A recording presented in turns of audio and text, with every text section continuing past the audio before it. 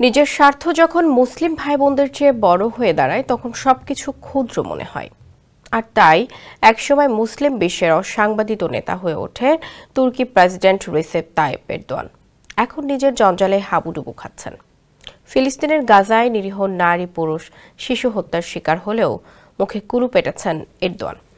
তার মুখ বন্ধ রাখার পেছনেও রয়েছে জটিল এক রাজনৈতিক সমীকরণ। সিরিয়া নিয়ে এই সমীকরণের আরেক গুরুত্বপূর্ণ মহড়া ইসরায়েল। কিয়ামতের আগে গুরুত্বপূর্ণ সব ঘটনার সাক্ষী হতে যাওয়া সিরিয়া নিয়ে কি তাহলে সংঘাতে জড়িয়ে পড়বে ইসরায়েল তুরস্ক? বিস্তারিত থাকছে আহমদুল্লাহ শিকদারের প্রতিবেদনে। যুক্তরাষ্ট্রের নেতৃত্বাধীন সামরিক জোট নেটোর দ্বিতীয় বৃহত্তম সামরিক শক্তি তুরস্ক। কামন ব্রো, এসব অনেক কিছু আসবে আর যাবে, এক্সপার্ট কিন্তু থেকেই যাবে। তাদের সামরিক সক্ষমতা, ভূরাজনৈতিক অবস্থান ও কৌশলগত মনোভাব দেশটিকে এ অঞ্চলে একটি গুরুত্বপূর্ণ খেলোয়াড়ে পরিণত করেছে। বিপরীতে ইসরায়েল যুক্তরাষ্ট্রের ঘনিষ্ঠ মিত্র হিসেবে প্রযুক্তিগত দিক থেকে অত্যন্ত শক্তিশালী ও প্রভাবশালী। তাদের আকাশ প্রতিরক্ষা ব্যবস্থা, গোয়েন্দা সক্ষমতা ও আক্রমণের কৌশল দেশটিকে ভয়ঙ্কর অবস্থায় নিয়ে গেছে।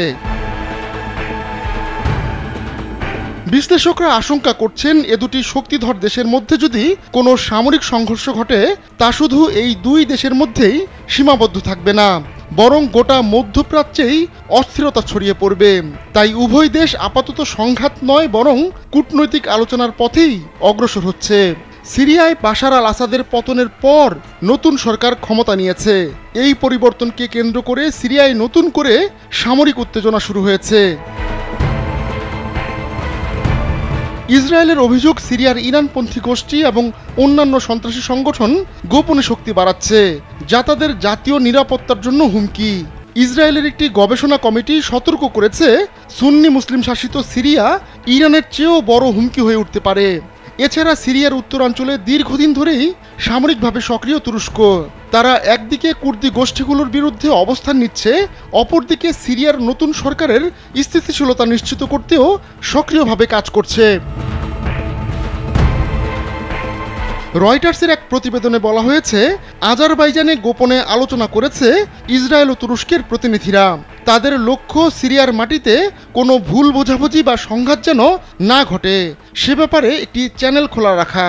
দুই দেশের মধ্যে এ ধরনের সরাসরি যোগাযোগের চ্যানেল স্থাপন প্রমাণ করে উভয় পক্ষই কৌশলগতভাবে শান্তিপূর্ণ সমাধানের পথেই এগোতে চায়। তুর্কি পররাষ্ট্রমন্ত্রী হাকান ফিদানও স্পষ্টভাবে বলেছেন, তারা সিরিয়ায় কোনো সংঘাত চান না।